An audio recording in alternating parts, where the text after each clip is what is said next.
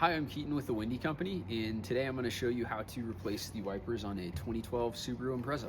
Subaru uses their J-hook adapter on this year of Impreza and pretty much all Imprezas until the late teens. For our blades and for most other J-hook blades, you'll see some kind of housing attachment over the J-hook. For our blades, all you'll need to do is just open this latch here, pull down on the wiper, and it'll pop right off. And then to put your new blades on, you'll just do the opposite. So slide the J-hook down, secure the latch, and then you're good to go. The rear wiper doesn't have a colloquial name for the attachment, but luckily it's a pretty easy replacement. So to replace the rear wiper, all you'll need to do is lift the wiper upwards and then rotate the wiper against the wiper arm and it'll pop right off. And then if you look at the rear wiper arm itself, you'll notice it has this little notch. And then on the rear wiper, it's got this bar in the middle. All you'll need to do is just align this bar with the notch and it should slide right on.